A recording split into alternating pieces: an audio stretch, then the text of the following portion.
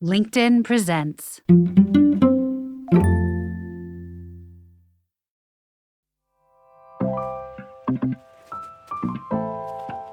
Good morning. I'm your host, Michael Kovnat, and this is the Next Big Idea Daily. Quick masterclasses from the best new nonfiction in under 15 minutes.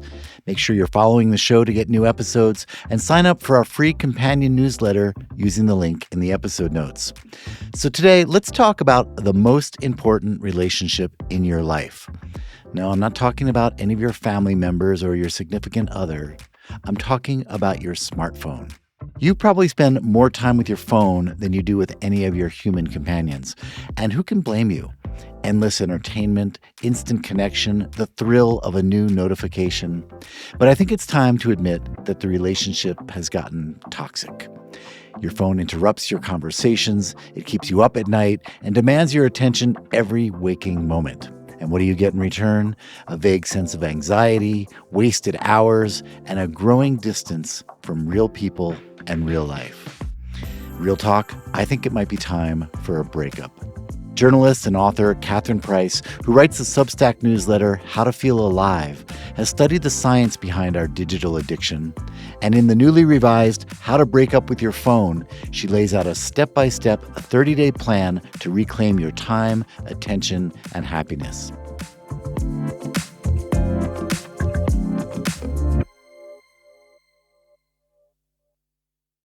From LinkedIn News, I'm Jessi Hempel, host of the Hello Monday podcast. Start your week with the Hello Monday podcast. We'll navigate career pivots. We'll learn where happiness fits in. Listen to Hello Monday with me, Jessi Hempel, on the LinkedIn Podcast Network or wherever you get your podcasts. Have you been feeling the effects of stress, burnout, or anxiety at work? Listen to the Anxious Achiever podcast to rethink the relationship between your career and your mental health. Get the Anxious Achiever wherever you find your podcasts and walk away with practical advice you can implement today.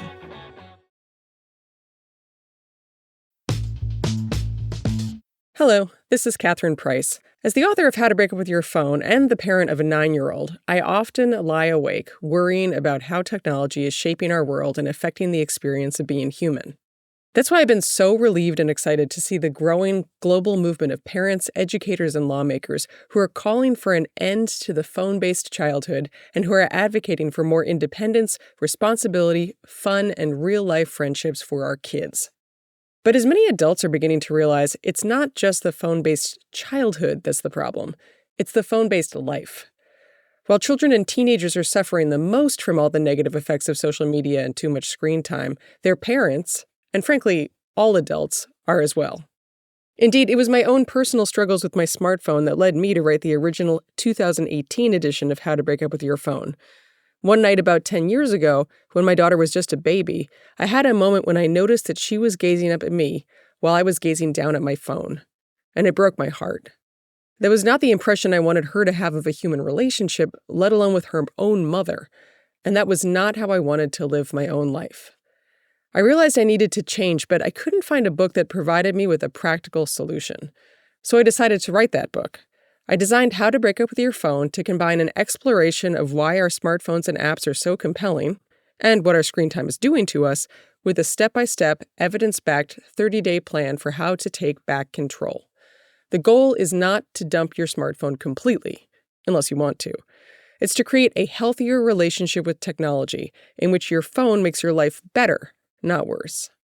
Here are some of my top suggestions for how to build a healthier relationship with your smartphone, support others who may be struggling with their phone use, set a positive example for your kids, and be kind to yourself along the way.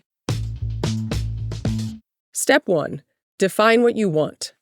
The top reason that most people's attempts to cut back on screen time fail is that they jump straight to hacks and tricks without first identifying why they're trying to change their phone habits or what they want to be doing with their time. They set an arbitrary goal, my daily screen time must be 1 hour or less, and attempt to achieve it by relying on their willpower. But relying on your willpower is a reliably bad way to change a habit. Eventually, it will run out. And you'll end up back where you started, with the added bonus of feeling like you failed. The point is not to restrict your screen time arbitrarily. It's to reconnect with your life. Also, keep in mind that the people who design our most time-sucking apps make money from stealing our attention from us. And that's a big deal because ultimately, our lives are what we pay attention to. We only experience what we pay attention to. We only remember what we pay attention to. When we allow app makers to steal our attention, we're allowing them to rob us of our lives. That's why it's absolutely essential that you take the time to identify your motivation and your goals. Why do you want to change your screen habits? What do you want to spend your time and attention on? What would a healthy relationship with your smartphone and other devices look like? In my book, I encourage people to answer these questions by writing a breakup letter to their phone. It sounds silly at first, but it can be a surprisingly powerful way to clarify your motivations and goals. For example, here's a sample breakup letter that I included in How to Break Up with Your Phone. Dear phone, you fill my head with so much stuff that I can't hear my own thoughts. That's the thing I resent the most. Why should you get to dictate what I think about and when? I want to go back to a time when I had to entertain myself, to experience the way boredom breeds creativity, to learn the contours of my own mind and allow it to work at its own pace. I want the ability to stand still in a silent room, as silent as I can get with a 3-year-old anyway. As for my boy, I want him to see me and know he is seen. What's best for me is what is best for him too. It can also be useful, if upsetting, to calculate how much time you're currently spending on your phone and to consider both how this total compares to the amount of time you're spending on the things you just said you wanted to pay attention to, and what the consequences will be if you continue with your current habits. Here's a calculator that can help. 1 hour a day adds up to 15 full 24-hour days per year. 2 hours a day is a month a year. 3 hours a day is a month and a half a year. 4 hours a day is 2 months a year. 5 hours a day is 2.5 months per year. And 6 hours per day is 3 months per year. That is a quarter of your time alive. If those calculations aren't sobering enough, consider just how much of your conscious life is being consumed by your smartphone. If you're awake for 16 hours a day and spend even just 4 hours a day on your phone, which is pretty typical, that means you're spending 25% of your waking life on your phone. This also means that if you were to compress your whole year's worth of screen time into just one chunk, starting on January 1st, in other words, if you were to do nothing but sleep and stare at your phone, the rest of your life wouldn't start until just after April 1st. Step 2. Reconnect with real life. After How to Break Up with Your Phone, I wrote a follow-up book called The Power of Fun. I actually did a book bite about it. In it, I write about how one of the main reasons we spend so much time on our phones is that we're not experiencing enough fun or connection in our actual lives. We're bored, even if we're overwhelmingly busy, and we're lonely. We turn to our phones to fill an emptiness that we feel inside. Unfortunately, instead of nourishing us, the dopamine drip of our screens only leaves us feeling emptier and more alone as soon as we look away from the phone. The good news is that the more fun you're having in real life, the less time you're going to want to spend on your smartphone. So what does nourish you? What feels fun? What and who makes you feel lighthearted? What are you curious about? What makes you feel alive? And also, what nourishing things can you do in quiet moments when you're alone, either by choice or because it's 9 p.m. on a Tuesday night? Either on your own or with your breakup partners, I recommend that you set a timer for 10 minutes and make a list of things you love doing. Make sure to include a few that you can do in your own quiet moments, such as reading or crafting. Also write down things you're curious about trying. For example, maybe there's a recipe you'd like to try, or a class, or a restaurant. Or maybe you've been curious about experimenting with a habit, like meditating, or going for a regular after-dinner walk. Also write down people you'd like to spend more time with, and ideally whom you might be able to invite people to join you for some of the things on your list. Not only can it be motivating and reassuring to realize that you do actually have interests beyond your Instagram feed, but this list will be an extremely useful tool to have on hand for weekend planning, as well as for when you find yourself in a moment of downtime when you would usually reach for your phone. If you're brainstorming with someone else, see if there are any things you could plan to do together, and then put those things on your calendars right then and there. Also, notice how coming up with the list made you feel. Many people report that it can be hard at first to come up with non-screen-based ideas, but that once they get started, the floodgates open. They report feeling relieved and in many cases, excited. With that said, don't worry if it feels hard and you only have a few ideas on your list. More will come. Give yourself grace. Step 3. Make your phone boring. Part of the reason it's so hard to look away from your smartphone is that its apps have been deliberately designed to feel exciting. The reason they feel exciting is that they've been designed to manipulate your brain's dopamine systems, which is something I go into in much more detail about in the book. Some tech insiders refer to these dopamine triggering tactics as brain hacking. So how do you fight back? Make your phone as boring as possible. Start by asking yourself what you like about your phone and want to keep using. Focus on apps that serve a tool-like purpose, such as Maps or your calendar or your music platform or the camera or, the actual phone. Keep these and use them as much as you want. I've been talking with people about their smartphones for nearly a decade now, and never once has someone told me that they waste hours a day staring at Google Maps. Next, delete or hide any app that you know is problematic for you. You probably already know the apps that are problematic for you because they're the ones that make you feel gross or guilty after you use them, but which you find irresistible. But if you want me to tell you what they are, here you go. They are probably going to be some combination of social media, the news, shopping, email, and gaming, maybe dating too. Not coincidentally, these are the categories of apps that have the most similarities to slot machines.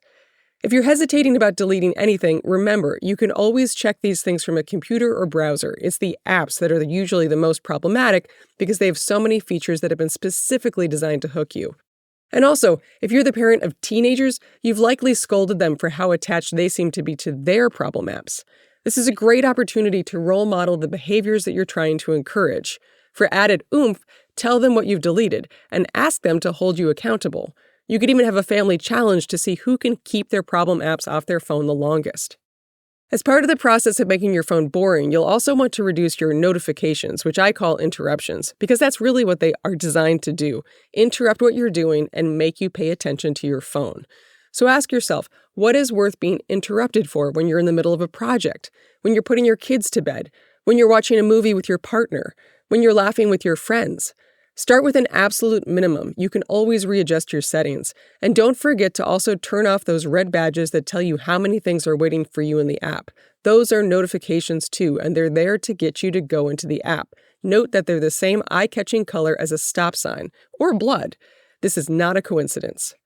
Once you've deleted or hidden problematic apps and reduced your notifications/interruptions, redesign your home screen so that it only contains apps that either serve a practical purpose or that help support a habit that you want to engage in, such as meditation or learning a new language or instrument.